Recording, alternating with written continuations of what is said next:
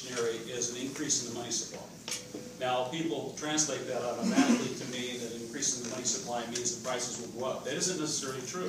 For example, let's say the money supply goes up by 10%, but your productivity goes up 10%. Will there be inflation? No, because there's the same amount of dollars to the product that's produced. But most of the time it does result in higher prices, and that's why commentators, you'll hear all the time, misuse the word inflation. They'll say, we're going to have inflation and wholesale prices are going up. Well, that doesn't necessarily follow. Okay? It literally printed more dollars, or in their case, marks, and that resulted in inflation, and then eventually rampant inflation. Now, the kind of inflation we have in the United States is caused by the following. Let me just pass a couple of these out. A couple over here. Pass those around. And then somebody that received one of the pieces of paper, read to the rest of us what it says. So it says 100 billion California municipal bond debt. Okay, if California issues $100 million in muni bond debt to finance certain things, they get the money, they spend it, that's inflationary.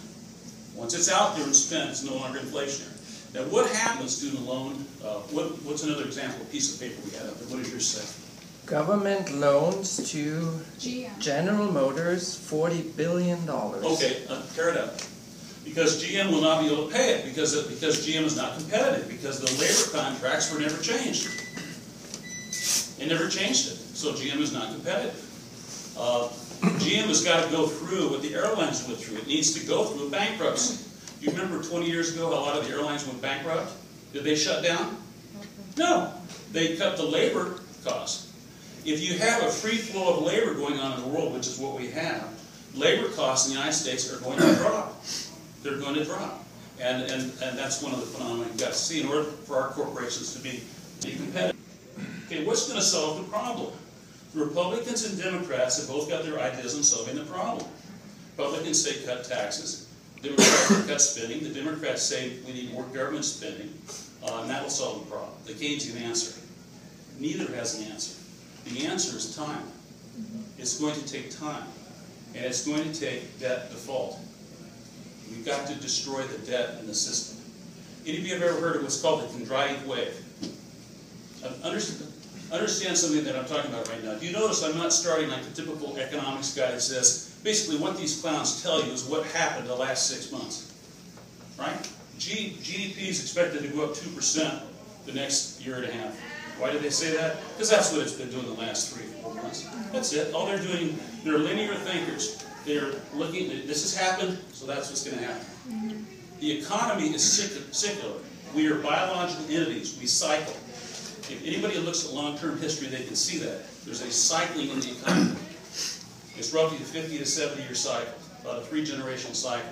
Look up on the internet after this meeting, if you're interested, and look up what's called the Kondraty wave, spelled K-O-N-D-R-A-T-I-E, Kondraty with a K, King Kong.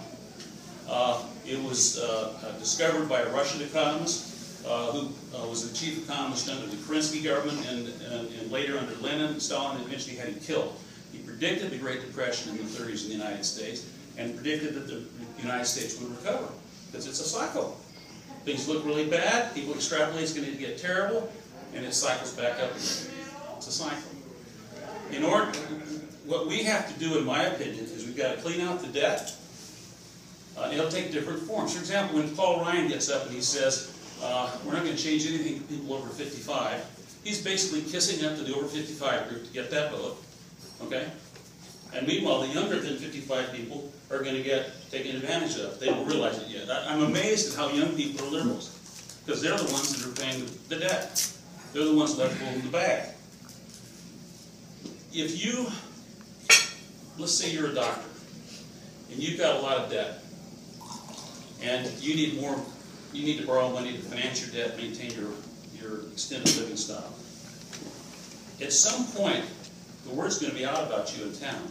You won't be able to borrow money. Or if you do borrow money, what kind of interest rate are you going to pay? Higher. You're seeing that phenomenon going on now in Italy, Spain, and Greece. Once the debt is perceived as being of greater risk, the interest rates will rise. The same thing is going to happen in the United States. It's just a matter of time. And it's probably a lot sooner than people expect. And there's going to be a flashpoint where it happens. It happens very quickly. Okay? Now, once you go bankrupt, do people want to loan you money? You're a doctor. You're making $500,000 gross a year. You now have gone bankrupt. Did people want to loan you money? Bizarrely, they seem to. Yes, because you have no debt.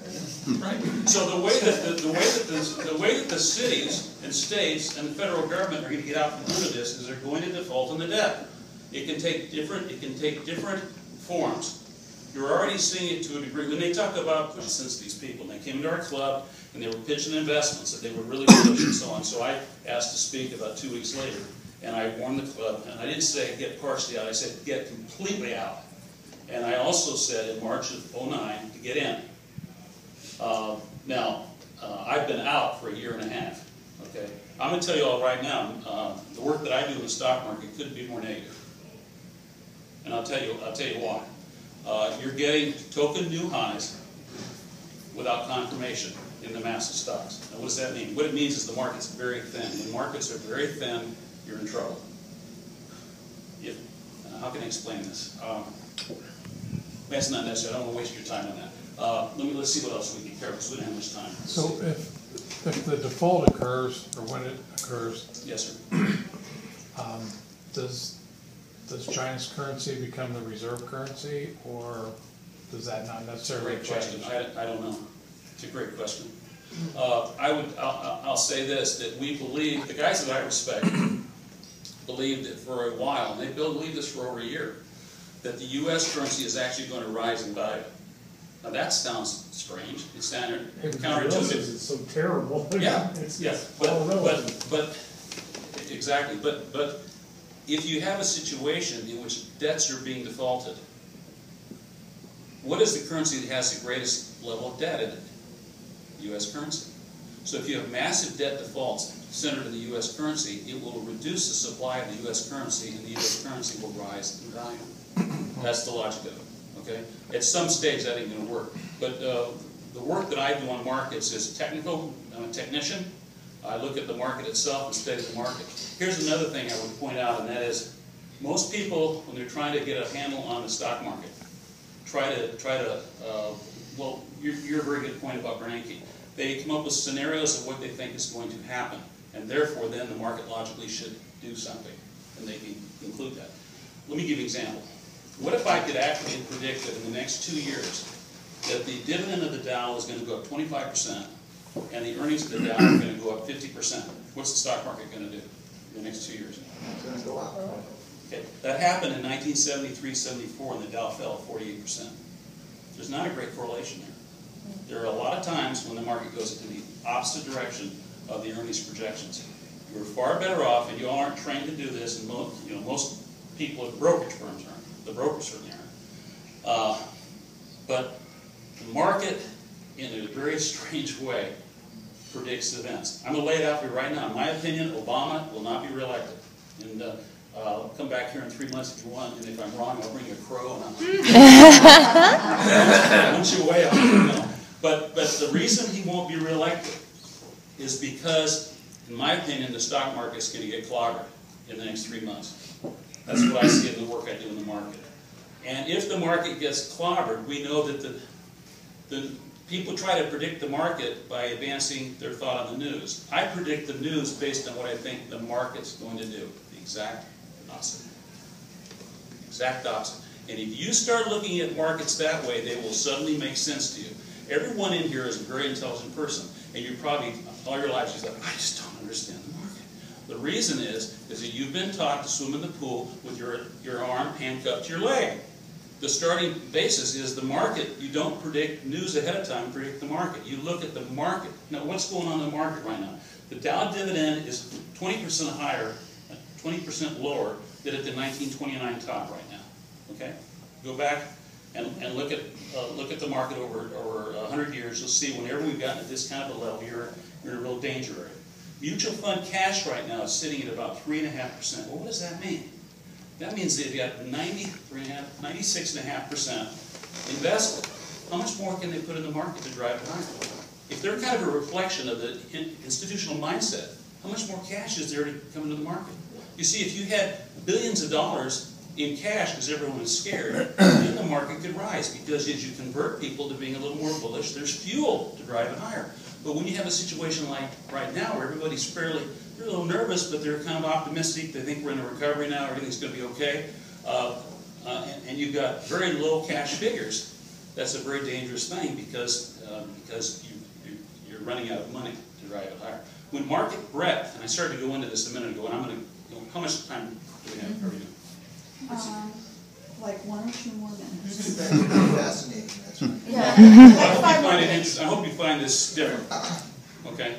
Because I used to deal in the real world of this thing, not with these clowns on CNBC. I did some CNBC things and FNN, but most of those guys are scary. If you want a meal of paddling, turn that channel on. Tout TV, I think you should call it. Here's what I mean by market breadth.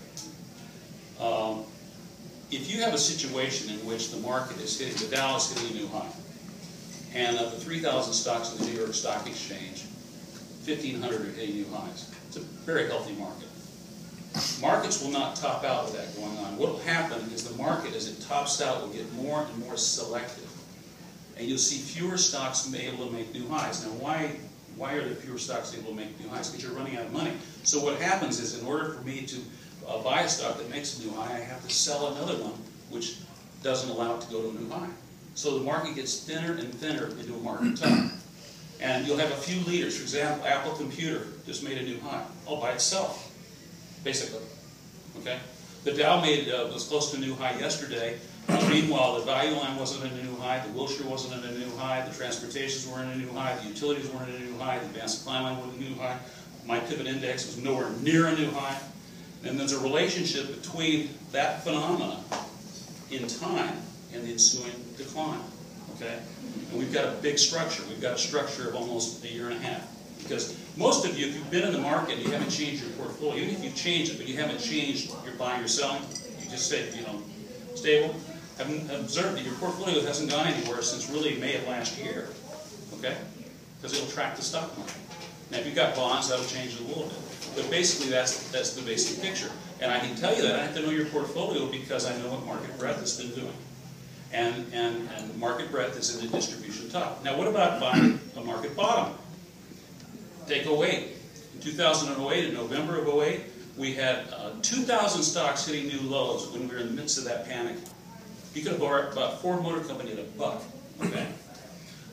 The market bounced into January and then came down and made new lows into March.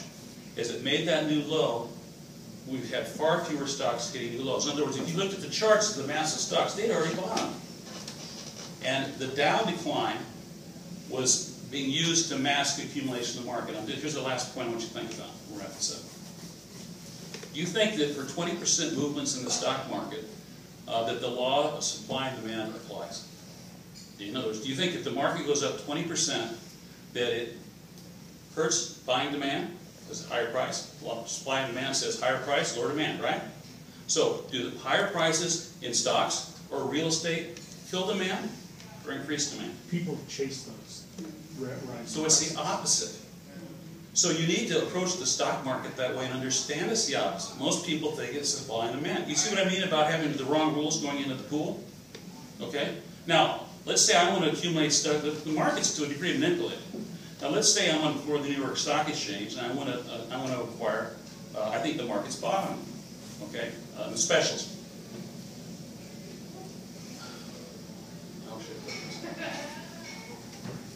When a store wants to get ladies into the store to buy things, they'll drop the price on a few items. That's called the loss leader, isn't it? That's a supply-demand function. You drop price, you create demand. Okay? The way you create demand in the stock market is you rally the Dow and a few leaders. People get excited, oh, the Dow's making a new high, they buy, but if the mass of stocks aren't confirming, guess what's going on? The new high is being used to mass distribution in the mass of stocks. You got it, I think to see in your eyes. And the market then goes in the other direction. It is the best timing tool you can learn about the market. Watch market breadth. Now, what about at the bottom? If I am trying to accumulate stock, if the laws of supply and demand are reversed, I take the market to a new low in terms of the Dow. It's not confirmed by the mass of stocks. Why? Because we're buying it under cover of the Dow weakness. Okay? Dow's making a new low, but it's not confirmed by weakness in the rest of the indices. That's how bottoms in the market are formed. The stock market is not anywhere near as random as you're told. It's nowhere near as random as you're told. And unfortunately, right now, we've got, in my opinion, distribution top. Notice, I'm not saying if Bernanke does this. I'm not saying if Israel attacks Iran. I don't know. All these different things. What I'm telling you is it's going to get ugly over the next 3 months. I don't know why, but that's what the market's saying to me. And after that, I don't know. And then I wanted to give you the bigger picture, and that is you need to, as individuals, be aware of the risk of debt default in the system of our country. Because we really have that at stake this go around. And be aware that these depressions have happened before. Go look into the chondritic wave and see what I'm talking about. Okay? You know, the Boston Tea Party was all about the British East India Company, the largest corporation in England, was bankrupt. They were in a depression. And they were trying to bail them out with the tax. That's what that. You'll find revolutions, a lot of these wars are all a result of breakdowns in the economic system. Okay, and I've jumped around a lot. I hope it makes some sense. Yes, sir. So, if it's your feeling the money should come out of the market, where should the money go until the market comes back? I would be in CDs. Mattresses are nice. I know that sounds terrible, Cash, but I think also cash. Let me tell you what the huge money's doing. Are you all aware that that if you buy TIPS, which are inflation-protected bonds, that you have to pay the government interest to put your money there? You guys aren't. Think about that. Big money is willing to pay the government for the safety of putting their money there.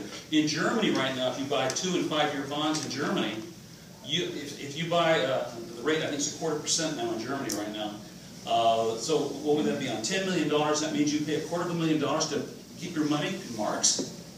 That's what the big money's scared to death, or they wouldn't do that. Think about that. Would you think about opening up a bank account and paying them interest to have your money there?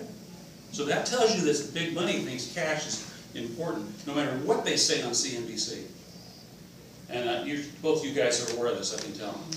Quickly, just say something about the real estate market in correlation with this, can you? Unfortunately, if you're betting on, you think there's a risk of deflation, you think another shoe's going to drop, and I just don't think it's over for real estate. I think we're getting another down wave.